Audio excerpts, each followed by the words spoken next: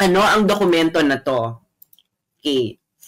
Oh, yung mga pulis na nakikinig sa akin, kung na kayo magmaang-maangan. Okay, ano to? Ano tong papakita ko? Ang papakita ko sa inyo, palalakihin natin. Okay? Ang information on the surrender and transfer. O, alam, familiar dito ang mga pulis. Okay? May mga booking to eh, parang booking. Alam niyo na booking, yung mga kayong maging kaligatan, di ba? Booking and arrest form, parang ganyan yan, di ba? Okay, eto na, straight from the International Criminal Court. Okay. Ngayon, so makikita mo na case number, ICC 0121 situation in the Republic of the Philippines. Warrant of arrest. So ayan yung warrant of arrest. Oh. Pak! Name of the arrested person, Mr. Rodrigo Roa Duterte. Kinonfirm ni Digong nung na-arrest. So saan nangyari itong, saan siya na-booking? Sa Rotterdam, sa Netherlands. Ang Rotterdam po, katabi lang po itong city ng The Hague. Okay. So, ang ICC representatives na nandoon na pinipirmahan ito ay ang head of the Judicial Cooperation Unit Judicial Cooperation Support Section. Okay. Now, sino ang representative ng Pilipinas nang ito ay fill-upan?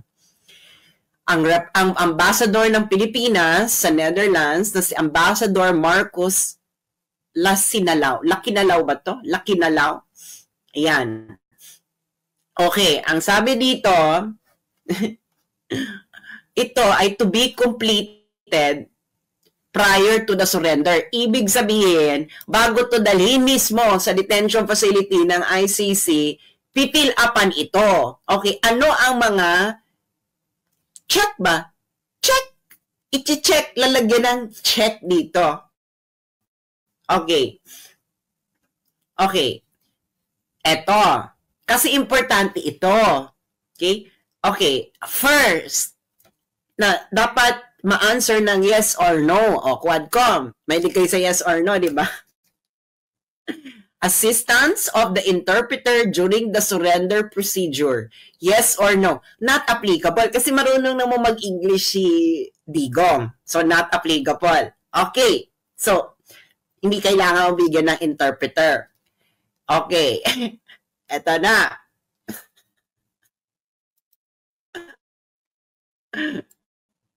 The date, time, and location of the appearance person before the competent National Judicial Authority. Required nga yan kasi, di ba? Sinabi ko na sa inyo, required sa batas nila. That is the next step after you arrest in the Philippines. Next step yan ni Torres. Dapat dadalhin niya sa competent National Judicial Authority. Ano ang sinagot dito ng ICC? ng ICC at ng Ambassador ng Pilipinas. Oh, ICC na ang sumagot nito. Do not know.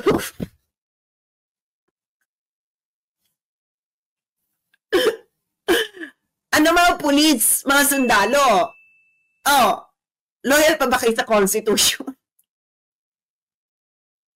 Sana loyal talaga kayo sa Constitution.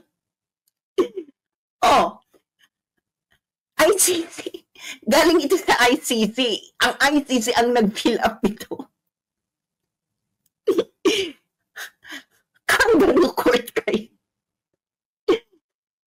Kaya sinasabi ko sa inyo, yung ICC na yan, during this trial of Digong, feeling ng ICC, jackpot na sila. Hindi nila alam. Hindi nila alam. Yung kakutsaba nila, mga kakutsaba nila sa Pilipinas, na si Bongbong Marcos, ay budulero. Nasama sila sa budol. Kaya tinatawag na karma. Nagmamadali kasi kayo ICC na magkaroon ng trial kasi sinabun kayo nung December.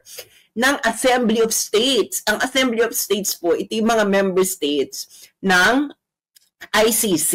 Sinabun sila na wala naman kayong trials in process. Tapos agad-agad sila nag-request ng warrant. Ito naman gobyerno ni Marcos, atat na matanggal si Duterte sa Pilipinas, na shortcut na lahat.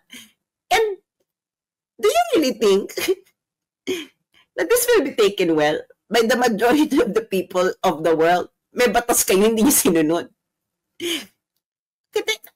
Ulitin ko para sa kaalaman ng lahat kung ano ang dokumentong ito. Ang dokumentong ito ay galing mismo sa ICC. Ito ang tinatawag na information on the surrender and transfer. Okay? Kasi ito yung checklist kung nasunod yung mga procedures. Ngayon, kita mo, procedural details during surrender to the court of the arrested person. Diba? Sa harap. So, pipil upan to bago mo to dalhin ng detention center ng ICC. Okay. So, diba? Procedural details Sabi ko sa inyo para yan checklist. Assistance of the interpreter. Yes or no, not applicable. Kita mo ba kasinungalingan dito? The date, time, and location of